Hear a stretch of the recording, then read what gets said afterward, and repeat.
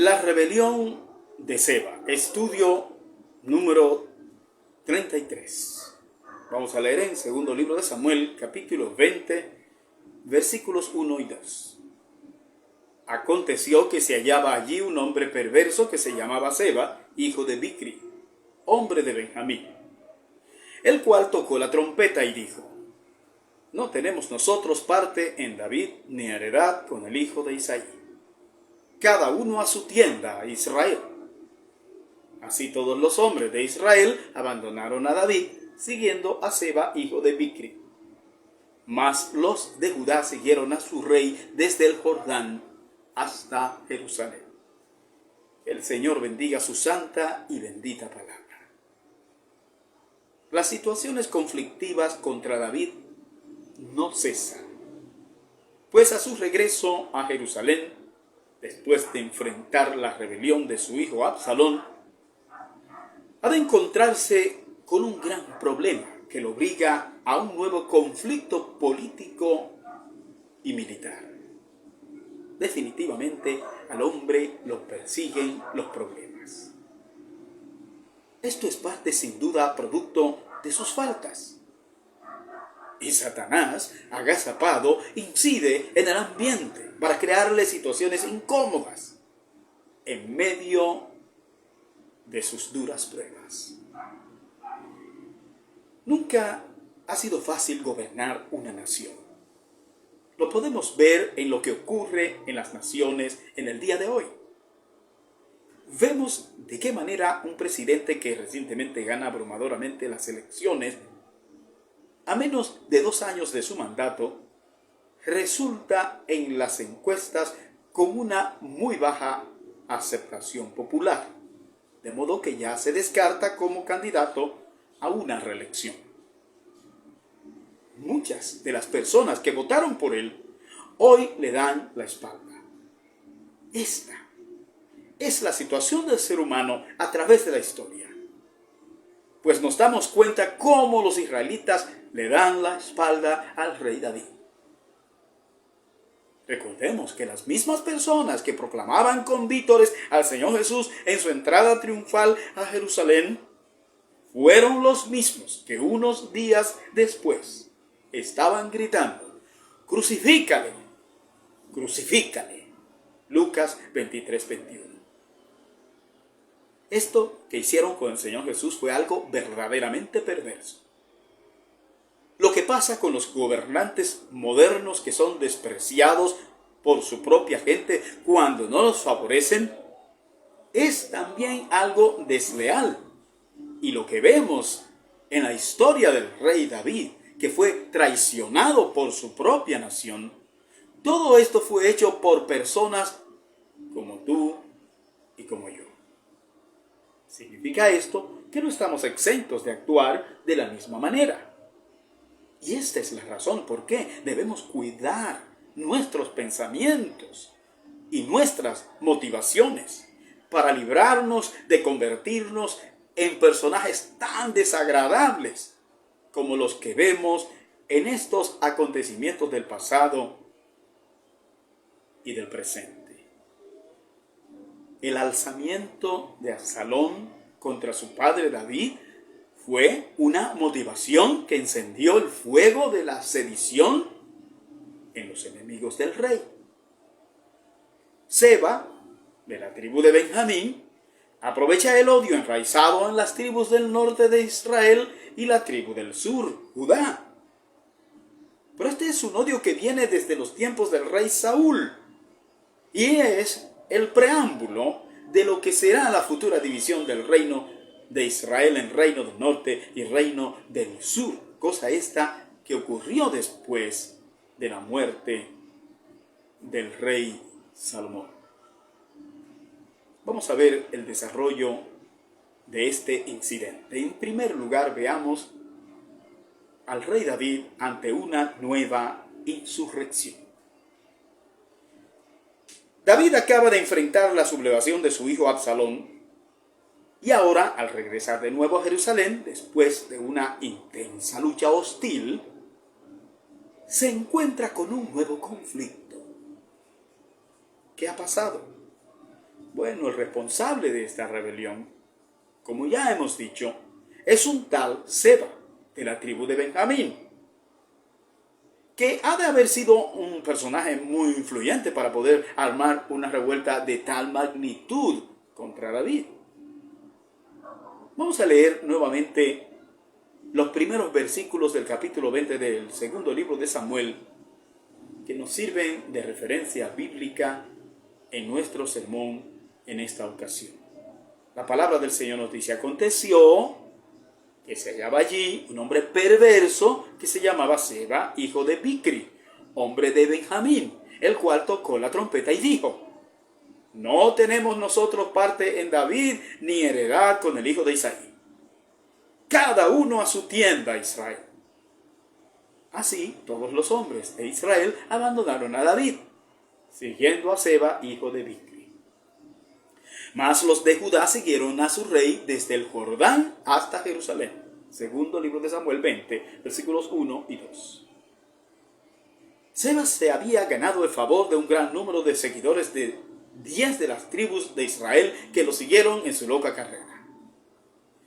Pero ya estas 10 tribus habían protagonizado un encarnizado debate con los habitantes de la tribu de Judá, que evidenciaba su descontento. Segundo libro de Samuel 19, versículos 40 al 43. Seba entonces lidera esta insatisfacción, incitando a las 10 tribus del norte a mostrarse reacia al gobierno de David. Lo hace por medio de plantear que han sido marginados por el gobierno. Segundo libro de Samuel 21. Y en su discurso Seba menosprecia el origen humilde del rey David como hijo de Isaí, un campesino de Israel. Esta degradante opinión sobre su rey es lo que lo lleva a emprender su propia empresa política y arrastra con ello a un gran número de seguidores. David se enfrenta ahora a una nueva guerra civil, y en todo esto se muestra el orgullo personal y de grupos que por intereses no perciben el peligro en el que están colocando a la nación de Israel. David, sin embargo, recibe el apoyo de la tribu de Judá, que se mantuvo fiel a su gobierno. Dice la Escritura: más los de Judá siguieron a su rey desde el Jordán hasta Jerusalén. Segundo libro de Samuel 22. Los tiempos de crisis son una buena oportunidad para saber quién es que está verdaderamente de nuestro lado. Así como Judá fue fiel a su rey, cada uno de los creyentes debemos ser fieles al Señor Jesús, aunque todo el mundo se levante en guerra contra él. David, al regresar a Jerusalén, tiene que ordenar la casa.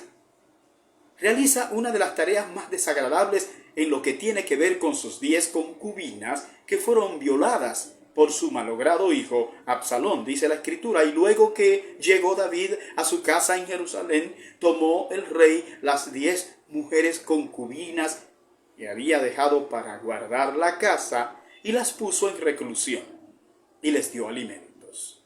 Pero nunca más se llegó a ellas, sino que quedaron encerradas hasta que murieron en viudez perpetua. Segundo libro de Samuel 23. El terrible destino de estas mujeres es algo que llama poderosamente la atención. Por causa de la afrenta hecha contra ellas por Absalón, fueron confinadas a vivir en soledad como viudas hasta su muerte.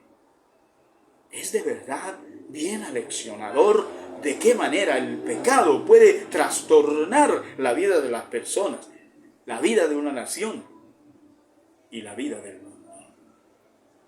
En segundo lugar, veamos que el rey David establece una estrategia para enfrentar la rebelión de Seba.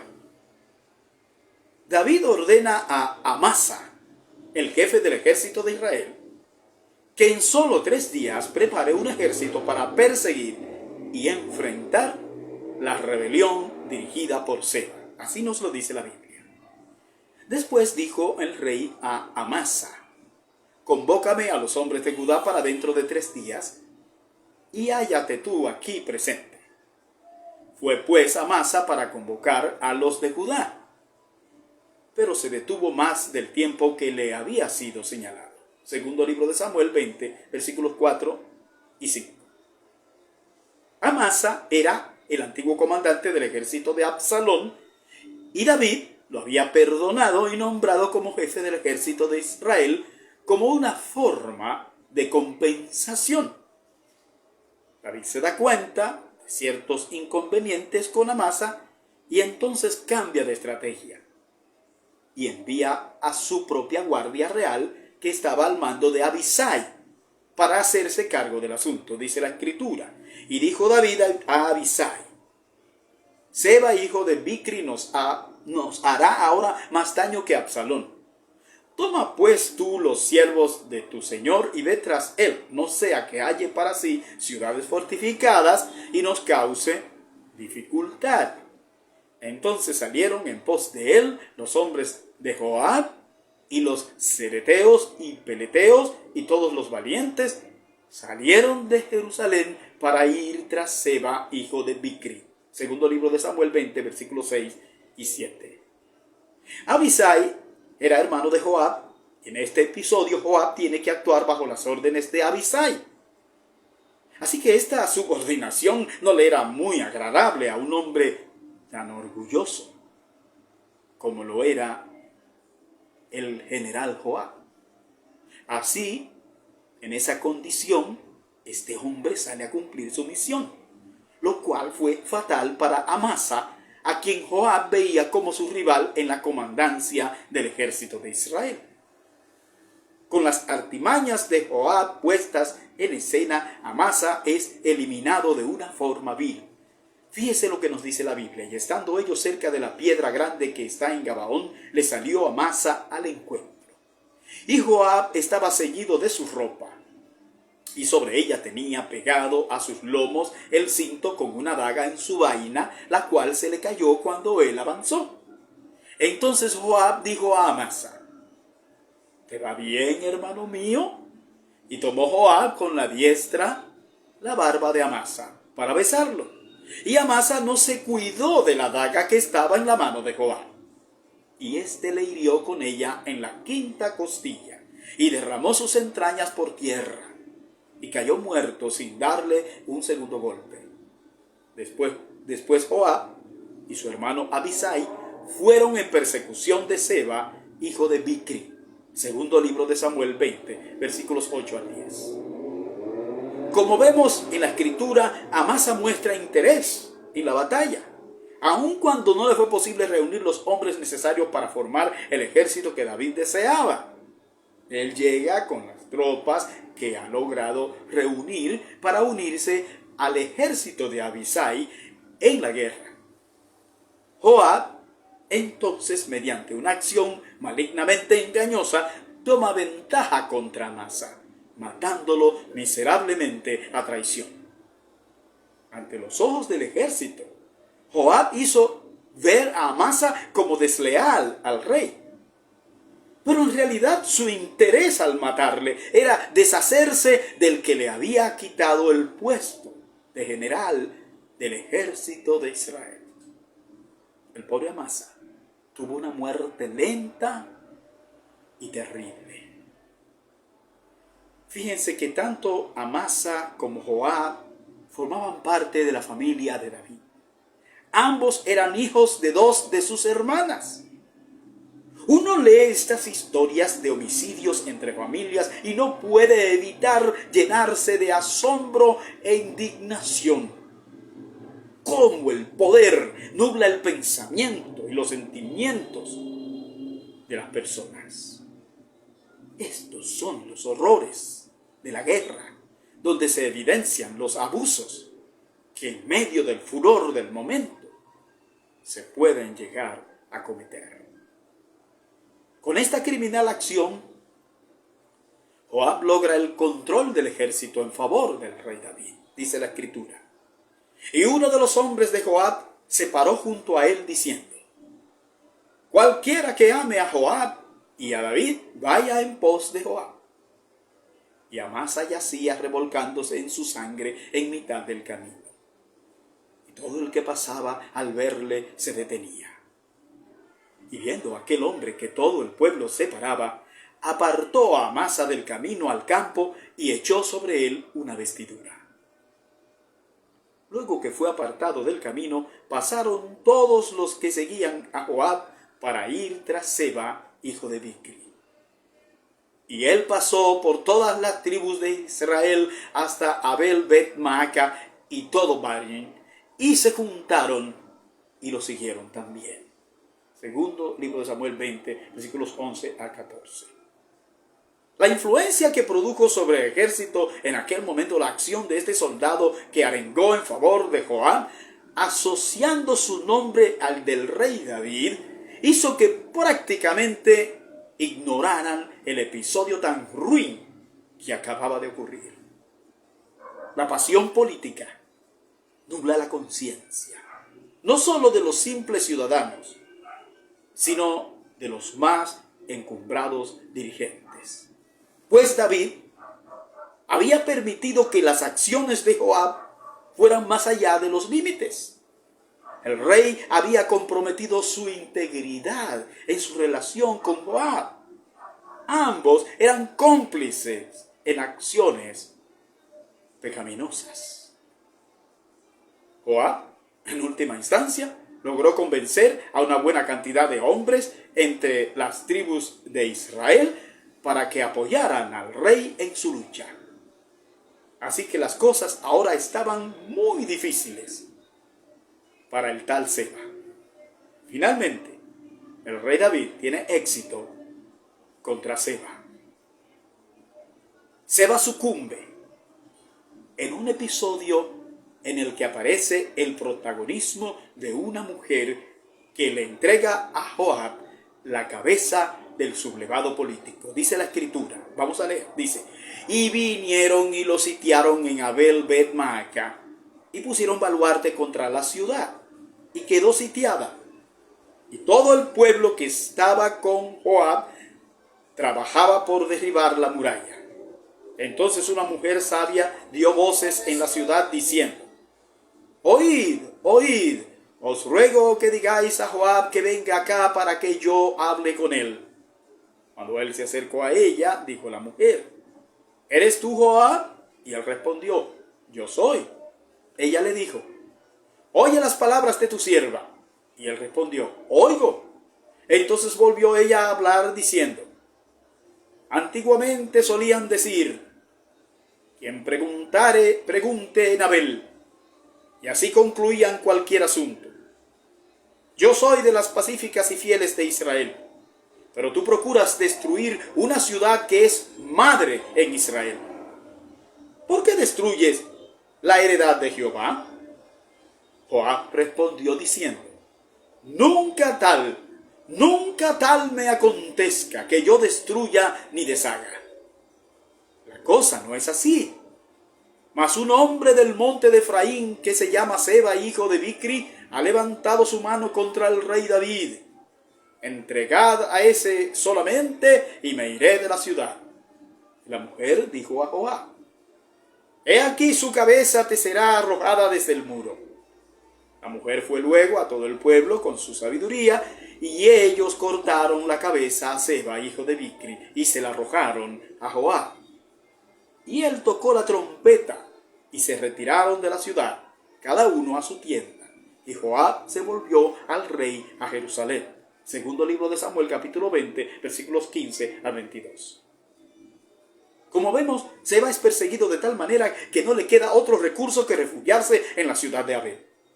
Ahora, esta ciudad se encuentra asediada por el ejército de Israel y está a punto de sucumbir por causa de un solo hombre.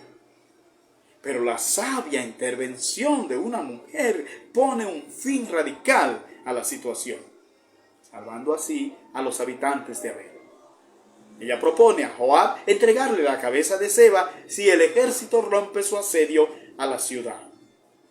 Joab acepta sus términos y entonces Seba pierde la cabeza, la cual es arrojada desde el muro. Acto seguido, Joab cumple su palabra y el ejército se marcha, dejando en paz a la ciudad.